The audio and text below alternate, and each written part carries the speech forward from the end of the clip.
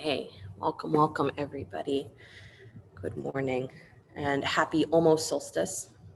Tomorrow is the solstice, shortest day of the year, longest night, which means that there is the great opportunity of going into the inner space, the inner dark, in order to re-emerge, right? That's what the kind of symbolic meaning of this time of year is that it's like the dying of the world and the rebirth, right? So after that longest night, there begins the increasing of the light again. So there's the going down into the source, going down into the beginning, back where you began, and then re-emerging, right? And re-emerging as what? Re-emerging as what you've always been, but maybe a little bit more truthful, a little bit more honest, a little bit more whole, right? However much you feel like there's been that accumulation of stuff in the past year, this is your chance to go deeply inward, surrender it, and then re-emerge free from that, right?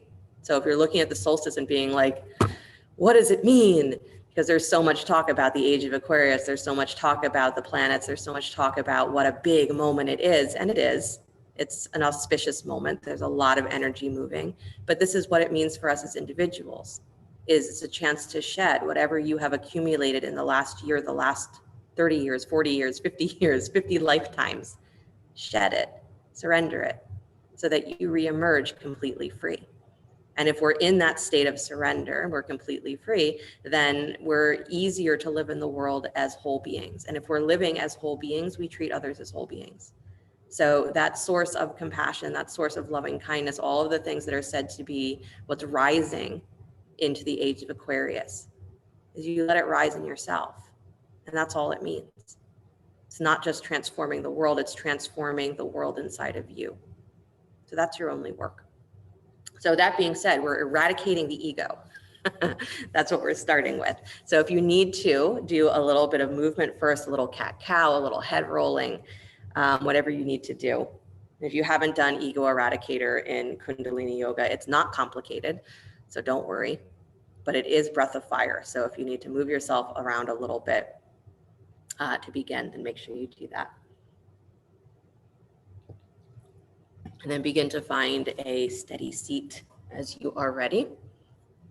So what this looks like, the arm position is steady seat. Arms are up overhead at a V, 60 degrees, right? And the hands, you're curling the forefingers in towards the pads of the palm, thumbs extended, right? So it's not a full fist, but it's fingers curled in, thumbs extended, pulled out. And when you take those arms up into the V, your thumbs are pointing towards each other. So arms are straight out at 60 degrees into a V, fingers curled into the pads of the palms, not a full fist, thumbs extended.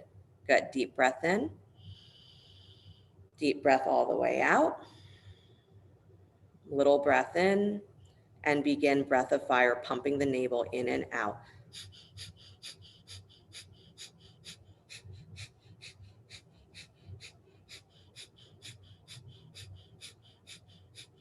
Extend through the arms, extend through the thumbs. So full engagement, full energy here. Keep the shoulders relaxed away from the ears, but full energy. Arms really out to the side, Marlene, a little longer. Good, there you go.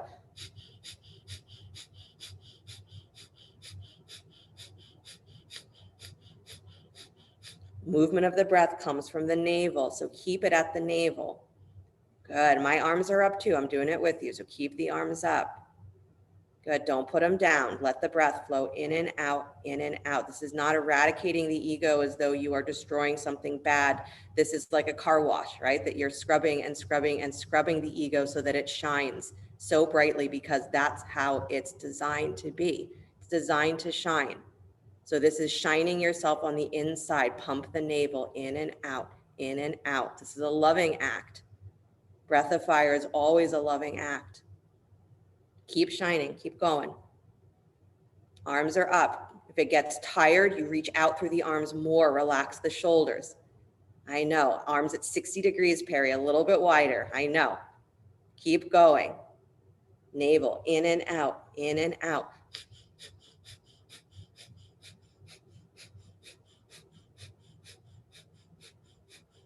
Make it easeful. Again, you're shining yourself inside. Breath moving. If you need to bend the elbows, let them bend, but don't take those arms down. Keep them up. Good.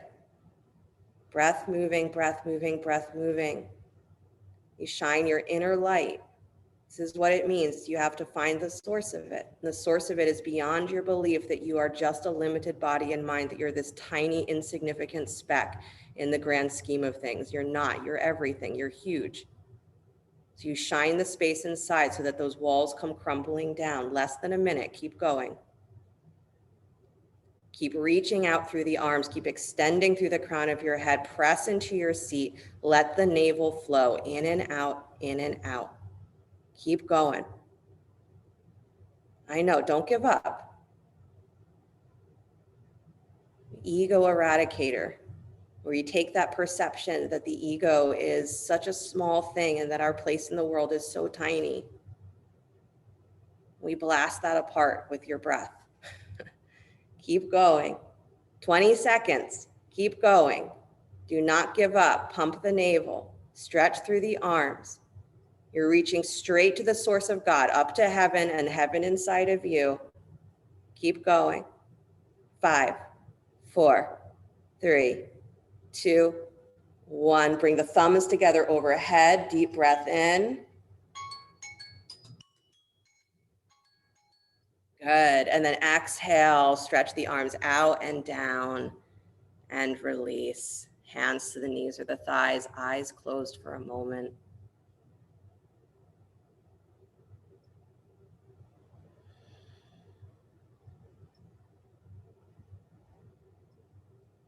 We catch a glimpse of what is beyond what we believe to be our limitations, our insignificance. We often think of the ego as the one that tells us that we are more than what we are, the arrogance. The ego is also the voice that tells you that you are nothing. It's also the voice that says, don't reach for any more because you can't possibly get it. Don't believe in the infiniteness of yourself because you'll be disappointed. Don't love other beings because they might not love you back. This is the ego. So we rub away all of those layers of doubt and fear.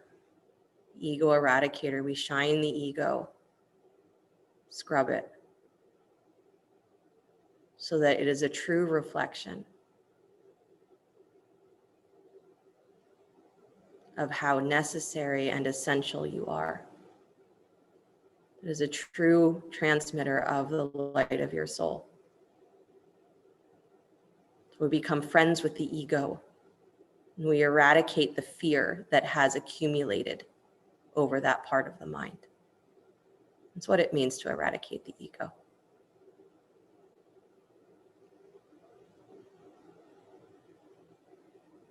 Begin to notice the breath as it flows in through the tips of the nostrils.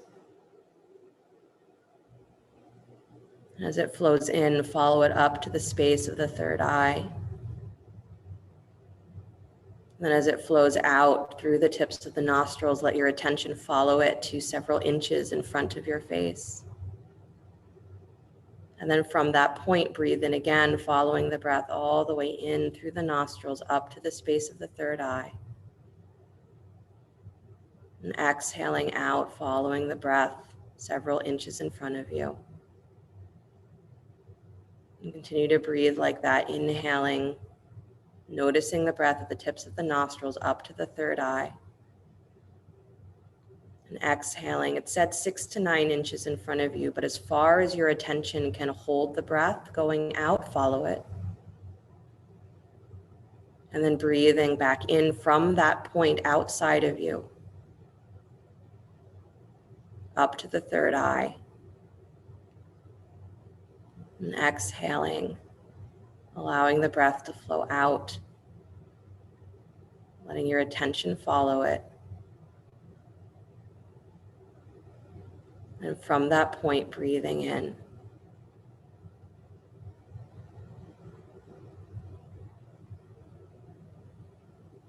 And continue falling into the flow of that breath, following it several inches beyond you. From that point, breathing in. That point beyond you is said to be the 0 point. Mathematically, we know that 0 is not a number that means nothing, but it's like the sound of Om. It's an unconditioned state.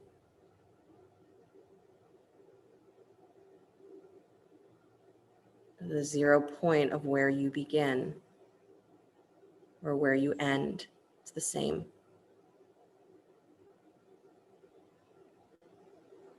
You feel the breath flowing in from beyond you.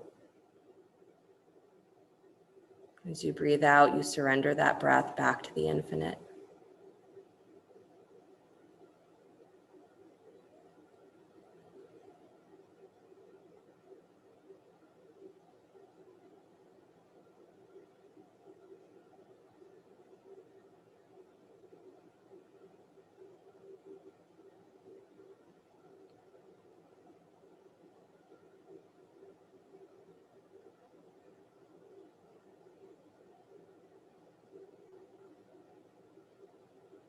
You keep the attention on that flow of the breath. And see if you can keep your awareness of the breath as it flows beyond you, 6 to 9 inches in front of you. Don't worry about measuring it with your mind, just follow the breath.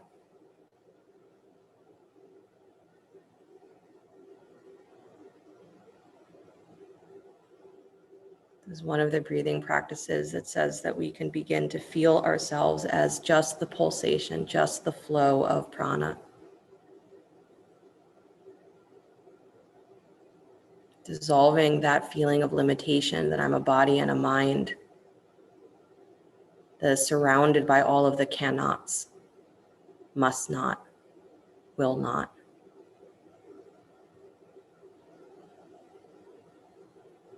So we shed those layers to feel that endless flow, no beginning, no end. But there is the 0 point that we find ourselves connected in that flow. My breath becomes your breath. Your breath becomes my breath.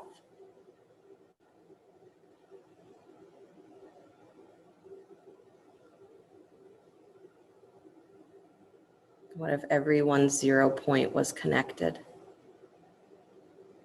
So we are breathing the same source. We don't even know it.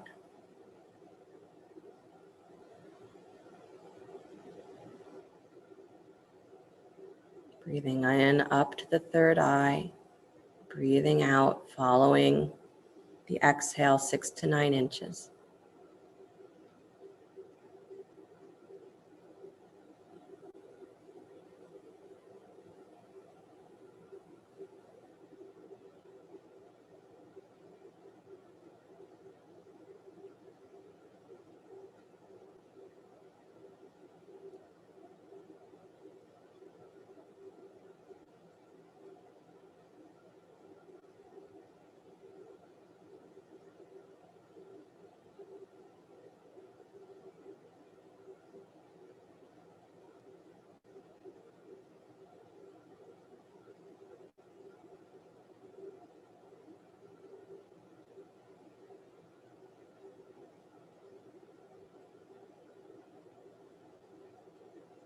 And with your next exhale, release the attention on the breath.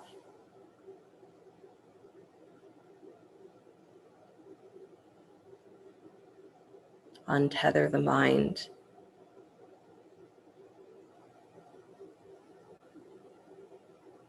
Feel what flows through you.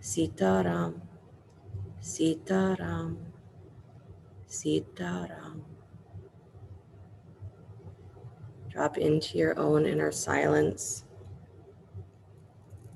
The name of God, the sound of God, whatever name or form comes to you. Feel that inscribed on your heart, in your heart, as your heart. You and God are one.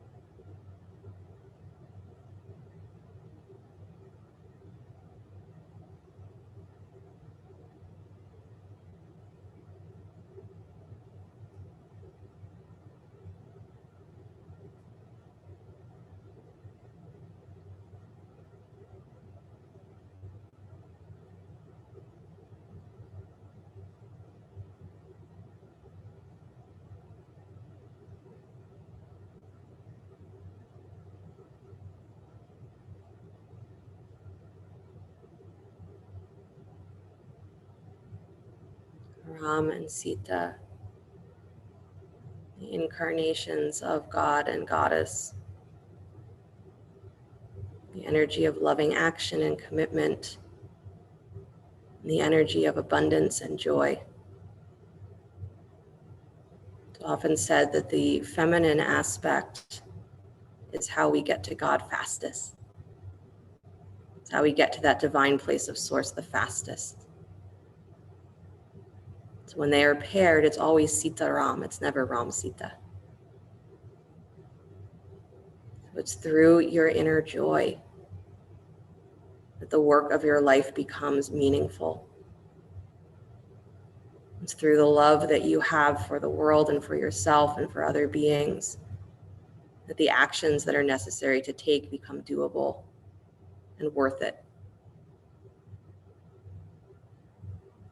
As you go into that place that is the dark, the inner world, you find that the source of yourself is this, Ram, Sita, Sita-Ram. You reemerge from that darkest night, completely willing to embody that, completely willing to embody yourself as you are meant to be, always have been. And you shed all the layers of fear and doubt and anything else that covers over that.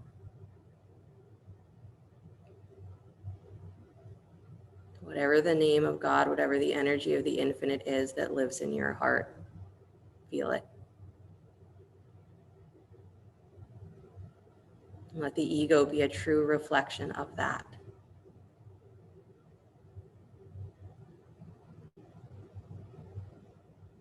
Bring the hands together in front of the heart, please, palm to palm. You know that the name of God, the energy of God never leaves you. Even if you are not repeating it, it repeats itself endlessly in the world vibrationally. It repeats itself endlessly in your own heart, even if you don't notice. By bringing the mind into focus and allowing it to be part of that repetition, to be part of that flow, that part of that vibrational conversation, it allows the mind to be a truer reflection. So this is why we meditate, is to bring that that inner essence into the outer spaces. So God is always with you because God is you. The infinite is always with you because the infinite is you. You bow your head to that, dropping the chin towards the chest. And sliding the thumbs up to the space between the eyebrows. Namaste. Thank you guys so much. Have a great rest of your day, great rest of your week until I see you again. You have to unmute to tell me how that went. I don't think I've ever led Japa with a group before, so gave me a nice little, energy buzz. I don't know how it felt for you. I loved that. It was beautiful. Japa with you. Yeah. It's so simple, right? Just Ram. It was great. Nice. Good. Felt really calming. Yeah. Good. Yeah. Good. A sense of grounding. Thank you. That was amazing. Good Welcome, holiday. you're welcome. So use that, right? That's what the suggestion is that it's a very simple meditative tool. So just repeat that name over and over and over again, because it brings us to that steady place. It says, all right, I can get up and do another day. Totally. Have a Not good feel like holiday. we're miserable about it, but where we're actually like, I can handle this, right? It's just my mind that says that it doesn't want to, but I can handle this, right? That's that Ram energy. Thank you. Have a good day. Enjoy Have a the good holiday. solstice. Bye, Debbie. Thank you. And enjoy your week. Veronica. I will see Thank you guys you. soon. So as far as I know, we're on for next week between holidays. Okay, so regular time. Good. Thank you. Much needed. Thank you, Veronica. Welcome. You're welcome. You're you. welcome. Thank you. Thank you. Can't hear you, Hetty. You're talking to me, but you're muted. Oh, now I'm muted. I was There you go. muted from before. I said tomorrow's the longest day of winter and it's my birthday. Oh, happy birthday. Happy birthday. So thank you. I was thinking when you were talking about that, I had forgotten, and then I was saying, oh yeah, the longest day, and that's Yep. yeah, the longest night. Longest of night, it's your winter. birthday. Mhm. It's very Yeah. auspicious. It's an awesome transition, We tend to Yeah. not like the long night because it's cold during this time of the year typically, but the long night that's a very auspicious transition because it's when we turn back to the light too. Like that's a huge thing. That's the reemergence, Wow. the rebirth. It's awesome. That's what I'm gonna think of. Okay. Yeah. Good. Thank you. Have a nice weekend, the rest of it. Veronica, the first exercise was tough. I kind of felt like I was in labor and you were my doula. You keep going, keep going. I was like, I can't do this. It was tough. I have to say that Kundalini yoga, I think, was my best preparation for labor. I did it consistently the entire time I was pregnant. And I do think that it is really what set me up well to go through labor and be like, oh, like, this isn't so bad. This is not any worse than, that Kriya that, I've done before. This is not any worse. It's So I've never done Kundalini. That's what it's like. not all of it. It's Okay. it's a practice, or it's a lineage that is designed to work with the energetics of the body more than the body itself. So there's not a lot of like physical poses that are done. Any movement that you're doing is meant to stimulate energy channels and to like move your prana. So Okay. when you are moving, so it's a lot more powerful breath. It's a lot of mantra, mudras, things like that. But when you are moving, the movements are always designed to, again, create some sort of energetic effect, not a muscular effect. But not all Kundalini yoga is extremely difficult. But there are those moments where, again, you do it for a set amount of time that is recommended. And that challenges sometimes our, what do you call it? Our, not our resilience, but our, not constitution. Endurance, exactly. It challenges our endurance, and it challenges our willingness to like find that edge of like, I really don't want to do this anymore. Like it's not fun anymore, and to keep going and relax around it. So there are definitely a lot of moments of that in Kundalini yoga. But that's part of the practice, is you get to let go of like, well, how long do I need to do this? Is you're told, you do it until you're done. And then you learn to move through the practice for whatever that length of time is. So I highly recommend it. I mean, if you want to check out on our YouTube channel, Eileen and Cheryl have recordings of their Kundalini classes up if you want to try it. But it's a great practice. There's just those moments that are challenging, but they get easier the more you do them. That's true.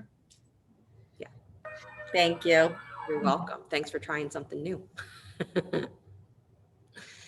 Okay, I'm gonna go. I'll see you guys soon. See ya. Hi.